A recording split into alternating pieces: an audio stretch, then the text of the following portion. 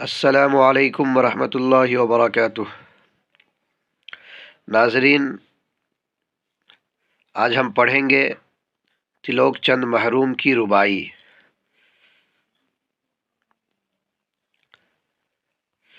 پہلی رباعی ہے: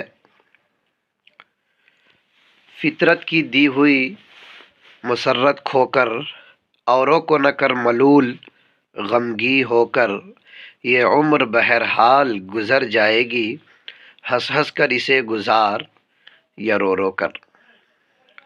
فطرت سے مراد ہے قدرت۔ کیا مراد ہے فطرت سے؟ قدرت۔ مسرت کہتے ہیں خوشی کو۔ مسرت کس کو کہتے ہیں؟ خوشی کو کہتے ہیں۔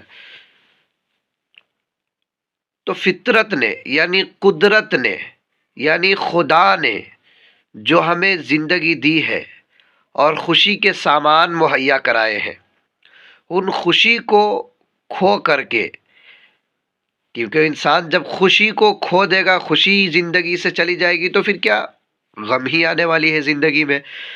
تو شاعر یہ کہنا چاہتا ہے کہ خدا کی طرف سے جو نعمتیں ملی ہے، قدرتی طور پر جو نعمتیں ملی ہے، اس سے پر لطف اندوز ہونے کے لیے شاعر کہہ رہا ہے کہ اس سے لطف اندوز ہویا جائے، اس سے فائدہ اٹھایا جائے، نہ کہ فطرت کی طرف سے، قدرت کی طرف سے ملی ہوئی خوشی کو کھو کر اور ہم خود بھی غمگین ہو جائے اور دوسرے بھی ہمارے ساتھ غمگین ہو جائے۔ اوروں کو نہ کر ملول غمگی ہو کر، اوروں کو نہ کر غمگین، خود غمگین ہو کر کے، اوروں کو نہ کر رنجیدہ، اداس، خود اداس ہو کر کے۔ اب دوسرے کو کیسے کوئی رنجیدہ کرے گا، اداس کرے گا، غمگین کرے گا؟ کیونکہ ناظرین، اس بات کو تو ہم جانتے ہیں کہ یہاں ہر ایک دوسرے سے جڑا ہوا ہوتا ہے، ماں بیٹے کے ساتھ، بیٹی کے ساتھ، اسی طرح باپ کا رشتہ بیٹے کے ساتھ یا بیٹا کا رشتہ باپ کے ساتھ، دوست یار کے ساتھ، عزیز رشتہ دار کے ساتھ، ہر کوئی ایک دوسرے سے جڑا ہوتا ہے۔ جب آپ اداس ہوں گے، آپ غمگین ہوں گے، تو ظاہر سی بات ہے آپ سے جو لوگ بھی جڑا ہوا ہوگا، چاہے وہ آپ کا دوست ہو، چاہے رشتہ دار ہو، چاہے ماں ہو، چاہے باپ ہو، کوئی بھی ہو، جو لوگ بھی آپ سے جڑا ہوا ہوگا، آپ کی اداسی کو دیکھ کر کے وہ بھی اداس ہو جائے گا۔ تو اسی لیے شاعر کہتا ہے کہ فطرت کی دی ہوئی مسرت کو کھو کر، اوروں کو نہ کر ملول غمگی ہو کر، یعنی جو خدا کی طرف سے جو ملی ہے خوشی، اسے کھونا نہیں ہے، بلکہ اس کا انجوائے کرنا ہے، اس کا لطف اندوز ہونا ہے۔ تو اوروں کو نہ کر ملول غمگی ہو کر، یہ عمر بہرحال گزر جائے گی، ہنس ہنس کر اسے گزار یا رو رو کر۔ کتنی اچھی بات بتائی ہے شاعر نے کہ یہ عمر، یہ تو مثل برف ہے نا، پگھل جائے گی۔ ہم جس طرح بھی گزارے، یہ برف جس طرح رکھ دیتے ہیں، پگھلتا پگھلتا ختم ہو جاتا ہے، ہماری زندگی بھی اسی طرح پگھلتے پگھلتے کیا ختم ہو جانی ہے زندگی کو بھی۔ تو یہ عمر بہرحال گزر جائے گی، ہنس ہنس کر اسے گزار یا رو رو کر۔ ہم جس طرح بھی اسے گزاریں گے، رکنے والی نہیں ہے زندگی، زندگی گزر ہی جائے گی۔ آگے کچھ ورڈ میننگ ہے۔ اس کے بعد جو ہے دیکھیے، غور کرنے کی بات، اسے بھی پڑھ لیجئے۔ اس رباعی میں شاعر نے یہ پیغام دیا ہے کہ خدا کی عطا کردہ نعمتوں سے ہمیں فیض حاصل کرنا چاہیے۔ اس رباعی کا مطالعہ یہ بتاتا ہے کہ زندگی کا سفر کسی نہ کسی طرح طے ہو جاتا ہے۔ اب یہ ہم پر منحصر ہے کہ ہم اسے ہنس کر گزاریں یا رو کر۔ مطالعہ کہتے ہیں اسٹڈی کو۔ اب دیکھیے سوالوں کے جواب لکھیے۔ پہلا سوال ہے، اس رباعی میں شاعر نے کیا پیغام دیا ہے؟ اس رباعی میں شاعر نے زندگی کو پرلطف انداز سے گزارنے کا پیغام دیا ہے۔ شاعر یہ کہنا چاہ رہا ہے کہ زندگی تو بہرحال گزر ہی جائے گی، اس لیے بہتر ہے کہ اسے خوشی خوشی گزارا جائے، نہ کہ غم کے ساتھ، کیونکہ آپ غمگین ہوں گے تو دوسرے بھی آپ کے ساتھ غمگین ہوں گے۔ اس لیے شاعر نے کہا ہے کہ زندگی کو خوشی خوشی پرلطف انداز میں گزارا جائے۔ دوسرا سوال ہے، اس رباعی میں کون کون سے قافیے استعمال ہوئے ہیں؟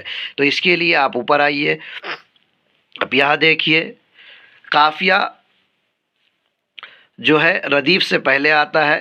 قافیہ اس کو کہتے ہیں وہ الفاظ جو ہم وزن ہو، ہے نا، ردیف ہوتا ہے بالکل ایک ہی الفاظ کو دہرایا جائے، جیسے کر کر کر تینوں میں دہرایا گیا تو وہ ردیف ہو جائے گا۔ اس سے پہلے قافیہ جو کہ ہم وزن ہو، وزن ایک ہو، جیسے کھو ہو رو، تو یہ تینوں قافیہ کا اس کے اندر استعمال ہوا ہے، کھو ہو اور رو۔ یہ دوسرا سوال ہے۔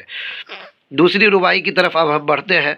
دوسری ربائی دیکھیے، ماشاءاللہ بہت خوبصورت ربائی ہے، بہت بہترین ربائی ہے۔ مذہب کی زباں پر ہے نیکوئی کا پیام، حسن عمل اور راست گوئی کا پیام، مذہب کے نام پر لڑائی کیسی، مذہب تو دیتا ہے صلح جوئی کا پیام۔ دیکھیے مذہب سے ہر کوئی جڑا ہوا ہے، خاص طور سے ہمارے ملک ہندوستان میں مذہب سے سب کوئی جڑا ہوا ہے، ریلیجن سے سب کوئی جڑا ہوا ہے۔ تو مذہب کیا پیغام دیتا ہے؟ دیکھیے شاعر کہتا ہے کہ مذہب کی زباں پر ہے نیکوئی کا پیام۔ پیام کہتے ہیں میسیج کو، پیغام کو۔ تو مذہب کیا میسیج دیتا ہے، کیا پیغام دیتا ہے، کیا کہتا ہے مذہب؟ مذہب کہتا ہے کہ نیک کام کرو، نیکوئی کا پیام، یعنی مذہب کی زبان پر ہے نیکوئی کا پیام، یعنی مذہب کہتا ہے کہ نیکی کرو۔ اور کیا کہتا ہے مذہب؟ اور کون سا میسیج دیتا ہے؟ حسن عمل، اچھا کام کرو۔ کیا کام کرو؟ اچھا کام کرو۔ اور کیا پیغام دیتا ہے؟ راست گوئی کا پیام، یعنی سچ بولنے کا پیغام۔ تو کتنا پیغام ہو گیا، کتنا میسیج ہو گیا مذہب کا ابھی تک؟ نیکوئی، حسن عمل اور راست گوئی، 3 پیغام ہو گیا۔ اب آگے شاعر کہتا ہے مذہب کے نام پر لڑائی کیسی، یعنی جب مذہب کو سب لوگ فالو کرتے ہیں تو مذہب تو اتنا بڑھیا بڑھیا پیغام دے رہا ہے، میسیج دے رہا ہے، اتنا اچھا میسیج دے رہا ہے نیکی کرنے کا، اچھا کام کرنے کا، سچ بولنے کا، تو مذہب کے نام پر لڑائی کیسی؟ کیونکہ مذہب کا ایک اور پیغام نیچے والے لائن میں آ رہا ہے، مذہب دیتا ہے صلح جوئی کا پیغام۔ صلح جوئی یعنی آپس میں مل جل کر رہنا۔ تو مذہب جب آپس میں مل جل کر کے رہنے کا پیغام دیتا ہے، میسیج دیتا ہے، تو پھر مذہب کے نام پہ لڑائی کیسی؟ مذہب کے نام پہ لڑائی نہیں ہونی چاہیے۔ آگے دیکھیے، نیکوئی، راست گوئی، صلح جوئی، حسن عمل، یہ سب ورڈ ہے۔ ربائی دیکھیے، غور کرنے کی بات، اس ربائی میں باہمی مل جل اور امن کے ساتھ زندگی گزارنے کا پیغام دیا گیا ہے۔ سوالوں کے جواب لکھیے۔ شاعر نے اس ربائی میں مذہب کے کس پیغام کا ذکر کیا ہے؟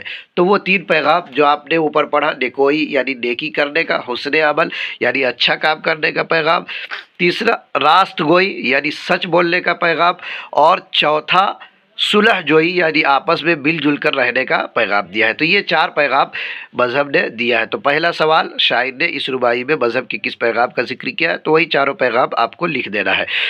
دوسرا سوال ہے، حسن عمل اور راست گوئی سے کیا مراد ہے؟ تو حسن عمل سے نیک کام کرنا، یعنی نیکی والا کام کرنا، گڈ کام کرنا، اچھا کام کرنا، حسن عمل سے مراد ہے۔ اور راست گوئی سے مراد ہے سچ بولنا، جھوٹ نہ بولنا۔ راست گوئی سے کیا مراد ہے؟ جھوٹ نہ بولنا، یعنی سچ بولنا۔